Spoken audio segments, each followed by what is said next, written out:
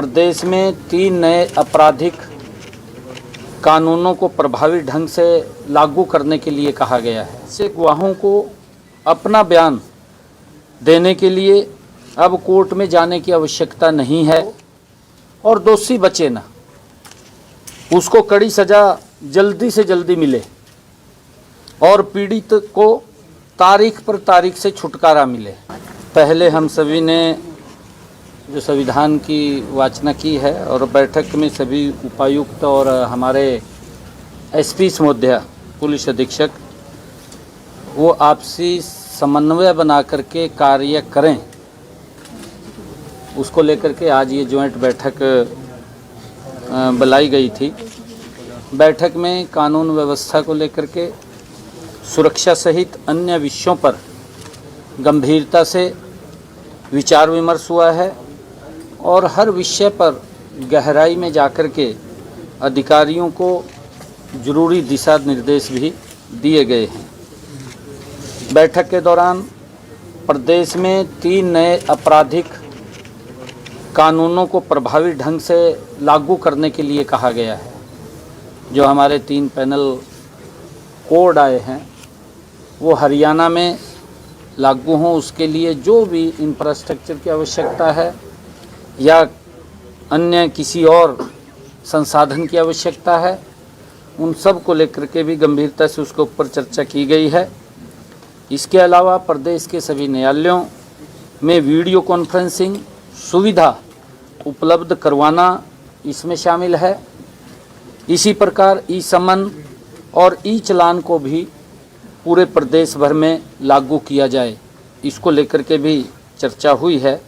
इससे गवाहों को अपना बयान देने के लिए अब कोर्ट में जाने की आवश्यकता नहीं है, क्योंकि वो वीडियो कॉन्फ्रेंसिंग के माध्यम से डीसी ऑफिस, एसडीएम ऑफिस जा कर के कहीं से भी वो गवाही दे सकता है।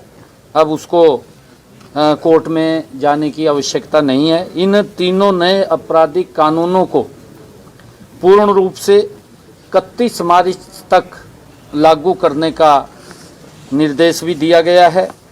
हम चाहते हैं कि निर्दोष व्यक्ति को सज़ा ना हो और दोषी बचे ना, उसको कड़ी सज़ा जल्दी से जल्दी मिले और पीड़ित को तारीख पर तारीख से छुटकारा मिले।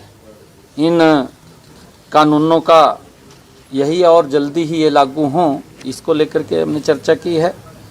हमने बैठक में नशा मुक्ति को लेकर के भी हरियाणा को नशा मुक्त बनाना और चिन्हित अपराधों को कड़ाई से कार्रवाई करने के लिए अधिकारियों को सख्त निर्देश दिए हैं।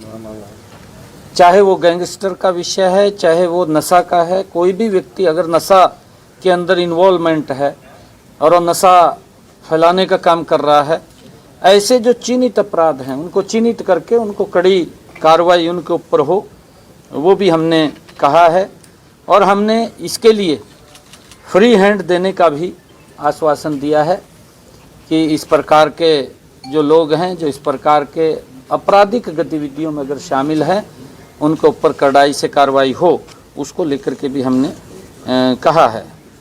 हमने बहन बेटियों की सुरक्षा के लिए हमारी सरकार संकल्पबद्ध है और हमने महिलाओं के विरुद्ध होने वाले अपराधों को जिला स्तर की जो कमेटियां गठित की हैं, उन गठित समितियां सही ढंग से निगरानी करें, इसके लिए भी हमने इस बैठक के अंदर आदेश दिए हैं और उचितवार कार्रवाई करें।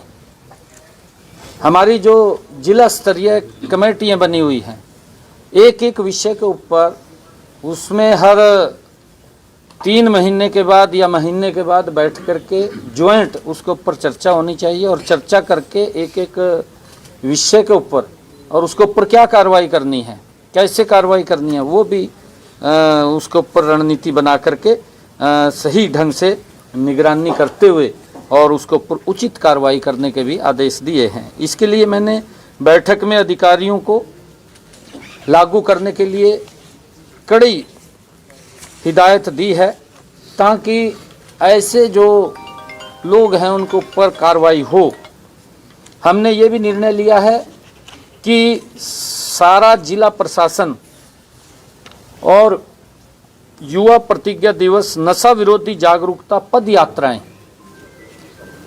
नशे के विरुद्ध चाहे साइक्लोथॉन है या हमारी मैराथन्स हैं, और नशा विरोधी जितने भी कार्यक्रम हैं या पुनर्वास कार्यक्रम हैं, ऐसे सब कार्यक्रमों को गति से चलाएं और यूथ के साथ, आम पब्लिक के साथ जुड़ें, ताकि हमारा युवा इस नशे से दूर हो सके, हम हरियाणा को नशा मुक्त कर सकें, उसके लिए प्रेरित करें। हर जिले में सभी नियमित निगरानी के निर्देश भी दिए गए हैं। जो हमारे नशा मुक्ति केंद्र हैं, उन नशा मुक्ति केंद्रों में कितने लोग जो डिक्शंस के शिकार हैं वो आए हैं, कितने का इलाज हुआ है, इलाज होने के बाद वो घर पे गया है, उसको फॉलो करना, क्या वो दोबारा तो नशे के अंदर नहीं चला गया, उसको लेकर के भी हमने इसके ऊपर निगरानी के अधिकारियों को सख्त आदेश दिए हैं। हमने मैनुअल जो स्कवेंजर्स के रूप में रोजगार का जो निषेध और उनका पुनर्वास अधिनियम के तहत जिला और उपमंडल स्तर पर सतर्कता हमारी समिति है, उसकी बैठकें आयोजित करने के लिए भी हमने निर्देश दिए हैं, ताकि उन बैठकों को नियमित रूप से करें और उसमें वो चर्चा करें। हमने ये भी कहा है कि बड़े हादसों को देखते हुए जिला जो हमारे सड़क सुरक्षा समिति है उसकी भी नियमित बैठकें हों। सुरक्षित वाहन पॉलिसी की निगरानी, हिट एंड रन मामलों की कड़ाई से निपटने के भी निर्देश दिए हैं। एक्सीडेंट्स होते हैं कि एक्सीडेंट्स कम हों, ज़्यादा एक्सीडेंट्स ना हो। कहीं अगर कोई ब्लैक स्पॉट्स है उसको चिन्हित करें और वहाँ पर हमने क्या कार्रवाई करनी है उसके बारे में भी उसको ध्यान करके हमने निर्देशित किया है कि उसके बारे में भी ध्यान करें। बैठक के अंदर हमने जो अवैध खनन है जिसकी खबरें आती रहती हैं उसके लिए भी अधिकारियों को सख्त कार्रवाई करने के आदेश दिए हैं, और हमारे ज्वाइंट इसके ऊपर एक कमेटी वो काम करेगी। हमारे जो उपायुक्त हैं और जिला पुलिस के अधीक्षक हैं इसे रोकने के लिए तत्परता से ज्वाइंट ऑपरेशन चला करके वो कार्रवाई करेंगे। खनन विभाग को भी इस दिशा में फौरी कदम वो भी कार्रवाई करने के लिए उनको भी आदेश दिए गए हैं, उनको भी इसके अंदर बाध्य किया गया है। पुलिस अधीक्षकों को ये भी निर्देश दिए हैं कि हर थाने में एक बाल कल्याण अधिकारी उपलब्ध हो, उसे किशोरों व बच्चों के प्रति लैंगिक अपराधों से संरक्षण का प्रशिक्षण दिया जाए। ये भी हमने इस बैठक के अंदर चर्चा की है। और बाल विवाह को रोकने के लिए उपायुक्त और पुलिस अधीक्षक की जिम्मेवारी भी तय की गई है।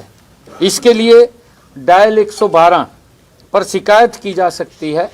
इसी तरह महिलाओं व बच्चों के खिलाफ हिंसा की शिकायत भी इस नंबर पर की जा सकती है। किसी महिला के साथ कोई घटना होती है, उसके साथ कोई दुर्व्यवहार होता है, तो वो भी इसके ऊपर शिकायत करके हेल्प ले सकती है। और ये लगभग 6 मिनट 45 सेकंड के अंदर हमारा 112 हेल्प वहाँ पर पहुँच रही है।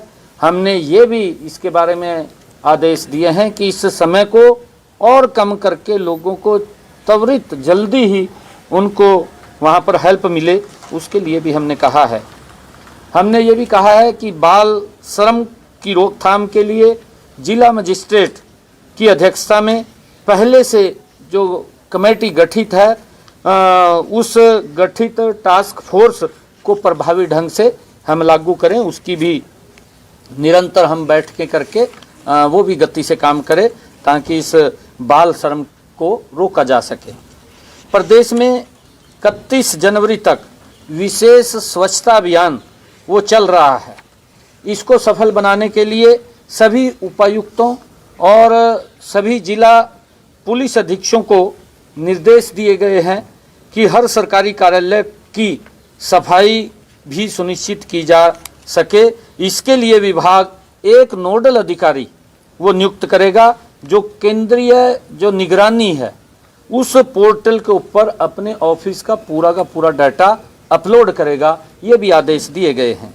उपायुक्तों और पुलिस अधीक्षकों को 2 मार्च 2025 तक ई ऑफिस का उपयोग करने के लिए भी निर्देश दिए गए हैं ताकि समय की बचत हो, क्योंकि फाइलों के इस झंझट से जब ई ऑफिस शुरू हुए हैं तो उसको प्रभावी ढंग से लागू करते हुए हमें सभी ई ऑफिस के अंदर अपने अपने ऑफिस को तब्दील करना चाहिए। हमने ये भी कहा है कि जो चिट फंड के अंदर अन्य तरीके से लोगों का पैसा ऐंठने का काम कुछ कंपनियां करती हैं और उनको झांसे में फंसा करके उनका शोषण करते हैं, ऐसी सब के खिलाफ सख्त कार्रवाई के भी निर्देश हमने दिए हैं। यदि कोई पैसा जमा करने की योजना संचालित करता है तो उसके द्वारा खरीदी गई संपत्ति की रजिस्ट्री पर बैन लगाने का भी फैसला हमने आज किया है। साथ ही डीसी और एसपी डंकी रूट की समस्या को भी पूरी तरह मुस्तैदी से उसे रोकने का जोरदार वो प्रयास करेंगे, ये भी हमने कहा है। सभी उपायुक्त और पुलिस अधीक्षकों को गांव में रात्रि ठहराव के निर्देश भी दिए गए हैं। हर महीने रोटेशन में हर गांव के अंदर 1 महीने में 1 दिन हमारा डीसी और हमारा एसपी वो गांव के लोगों से वहां बातचीत भी करेगा, वहां रात को रुकेगा भी और वहां की जो समस्याएं हैं जो तुरंत की करने की हैं तो तुरंत भी होंगी और जो डेवलपमेंट के काम हैं तो उनके बारे में भी उसकी जानकारी वो लेकर के आएंगे। हमने ये भी कहा है कि हरियाणा के हर व्यक्ति को न्याय दिलवाना और उनके कष्ट को दूर करना ये हमारी सरकार की जिम्मेवारी है। विशेषकर साधनहीन और कम साधन वाले परिवारों के हितों की रक्षा करने में किसी भी प्रकार की कोई कोताही बर्दाश्त नहीं होगी। एक गरीब व्यक्ति है, गरीब व्यक्ति की कोई सुनता नहीं। हमारी सरकार का ये संकल्प है कि किसी भी गरीब व्यक्ति के ऊपर अगर अन्याय होता है तो उसको न्याय दिलवाना ये हमारी सरकार की प्राथमिकता है। ये भी हमने अधिकारियों को निर्देश दिए हैं कि उनको न्याय मिलना चाहिए, ये सुनिश्चित करना हमारी जिम्मेवारी है। और गांव में जो लंबित विकास कार्य हैं उनको चिन्हित करना, भी कौन कौन से कार्य जो लंबे समय से गांव के लोग मांग कर रहे हैं और वो रुके हुए हैं, उन कार्यों को गति प्रदान करना, ये भी हमारा आज हमने दिशा निर्देश दिए हैं। और मुझे पूर्ण विश्वास है क्योंकि जो ये ज्वाइंट हमारे उपायुक्तों और पुलिस अधीक्षकों की जो बैठक हुई है इसके अंदर बहुत कई बिंदुओं के ऊपर एजेंडे के ऊपर हमने चर्चा की है और उसका लाभ प्रदेश के लोगों को मिलेगा।